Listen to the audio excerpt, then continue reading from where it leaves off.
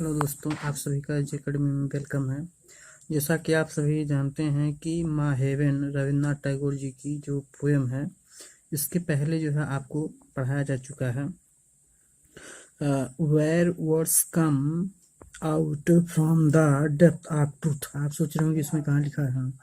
Actually पहले video का line है, तो उसके आगे का हम आपको बताएंगे कि where tireless striving stretches its arms towards perfection, where the clear stream of reason has not lost its way into the dreary desert sand of dead habit, where the mind is led forward by thee into ever winding thought and action, into that heaven of freedom, my father, let my country awake।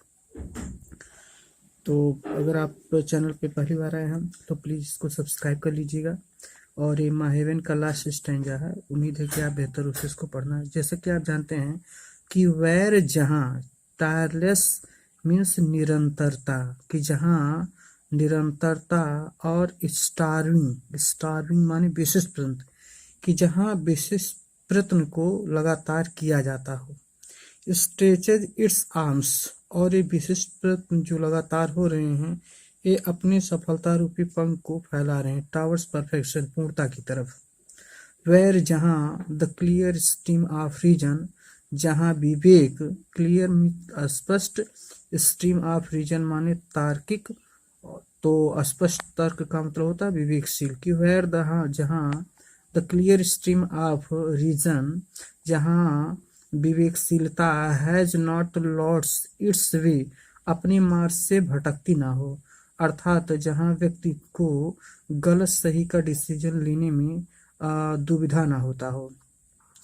Into the dreary desert sand of dead habit, जो इन नीरस पुरानी आदतों को, रीति रिवाजों को जो है में यह भटकता ना हो। तो ये कह रहा है कि जहाँ कि व्यक्ति सत्यनिष्ठ हो, जहाँ पूर्णता की प्राप्ति के लिए अथक प्रयास किए जाएं। कि where tireless striving stretches its arms towards perfection, कि जहाँ पूर्णता की प्राप्ति के लिए अथक निरंतर प्रयास किए जाएं, अपने आर्म्स, अपनी भुजाओं को सफलता के लिए फैलाए जाएं। Where the clear stream of reason, जहाँ कवि ईश्वर से प्रार्थना करते हुए कहता है कि मेरे देशवासियों को स्वतंत्रता प्राप्त हो, लेकिन कह रहा है कि वेर जहाँ the clear stream of reason, कि जहाँ पर विवेक अपने उचित मार्ग से भटक कर, कि वेर जहाँ the clear stream of reason, विवेक has not lost its way, कि अपने उचित मार्ग से ना भटक कर पुराने समय की अप्रचलित आदतों को नीरस रेगिस्तान में ना खो जाए। तो कह कि वेर जहाँ the clear stream of reason, विवेक has not lost its way, परिमाण से ना भटकती हो, इनटू द ड्रेरी डेजर्ट, उन पुरानी आदतों, and sense of dead habit, परंपराओं में, कि जो पुरानी समय की अप्रचलित आदतों के नीरस रेगिस्तान में जो वह भटकती ना हो। प्रकार की where the mind is led forward, कि वेयर जहाँ पर मस्तिष्क तुम्हारे द्वारा बताए गए मार्ग पर चलकर निरंतर विकसित होने वाले विचार एवं कार्य की ओर अग्रसर हो। कि वेयर जहाँ द माइंड, मस्तिष्क, इज लेड फॉरवर्ड, अग्रसर हो, बाय दी, तुम्हारे द्वारा बताए गए, इनटू एवर वांडिंग, अग्रसर हो, थॉट एंड एक्शन, विचारों और कार्यों में, कि जहाँ विचार और कार्य के रूप में, कि जहाँ विचार एवं कार्य की ओर अग्रसर हो।